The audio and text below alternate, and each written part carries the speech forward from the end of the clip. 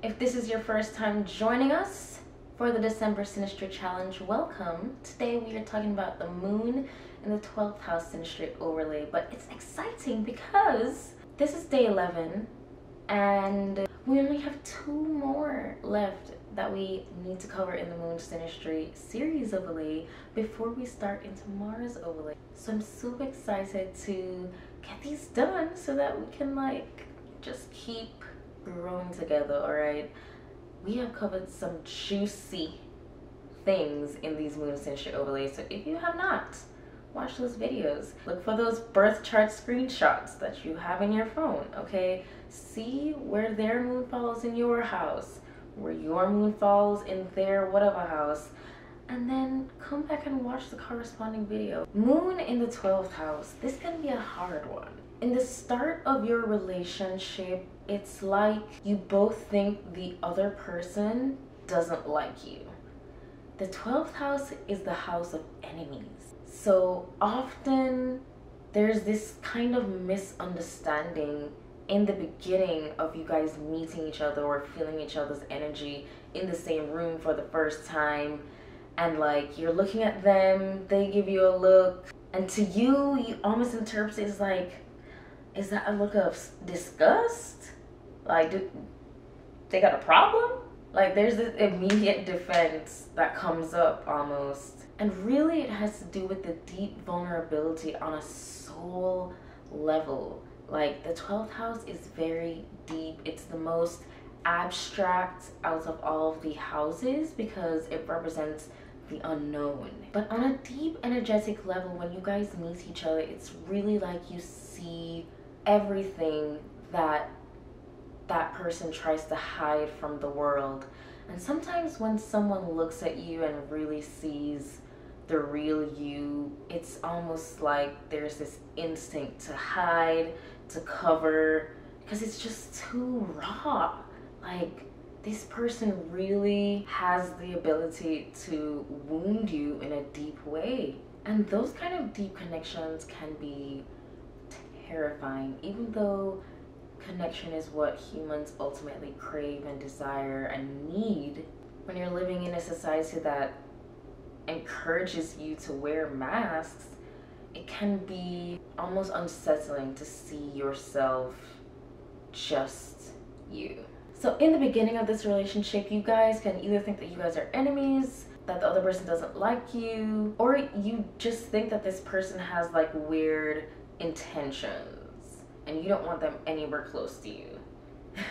At the same time though, each of you are very intrigued by one another.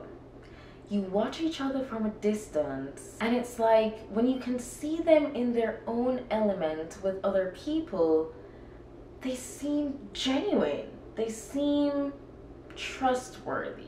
But then once they get in the same room with you, there's a disconnect.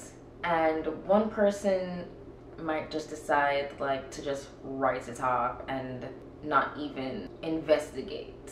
And this will most likely be the house person. The moon person is gonna be feeling too much about whatever is happening that they will not necessarily pursue, but they'll keep themselves in the room, in the back, in a corner, wearing a trench coat and sunglasses so that they're a little incognito, but not completely out of the scene.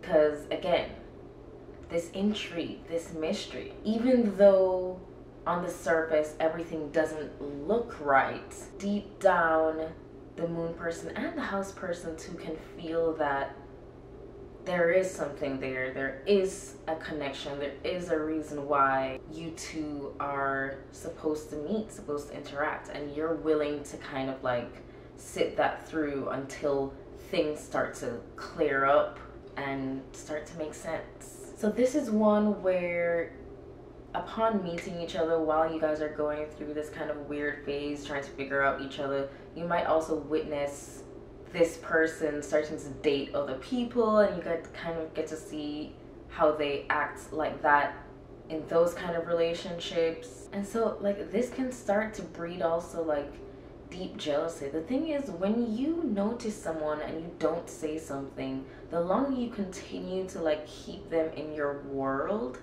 but not interact with them, the more you're encouraging this fantasy storyline, because you're building now the relationship of what you think is happening between you on just based on your observations, which guaranteed they're very intuitive observations, right? So they're probably right most of the time, but not all of the time. And then you're also basing it off your own bias.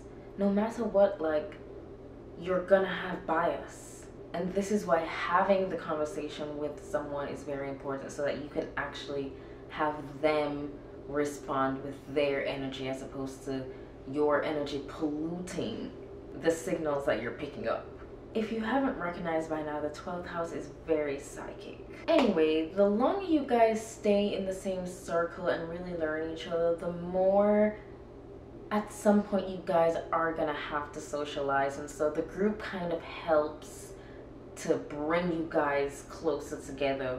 And when you guys realize that, wait, you thought I didn't like you? No, I love you. Like, when that moment happens, you guys are thick as thieves. There can still be a little bit of distance in this one too, similar to Moon in the 9th house, where yes, physical distance, but also you guys might have a kind of on and off relationship where during some months you're talking like every single day, video calls, audio calls, texting, everything, and then for like 2 years you don't talk.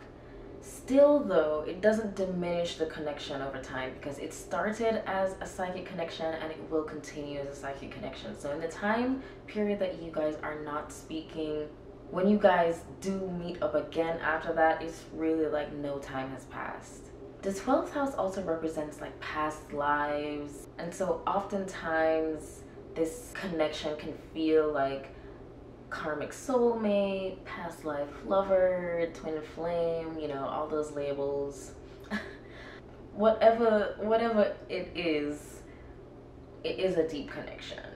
This is one though where you really have to look at the other things that are happening in the chart, because like I said, the 12th house is just so abstract. All right, that's it for that one. Catch you at the next one.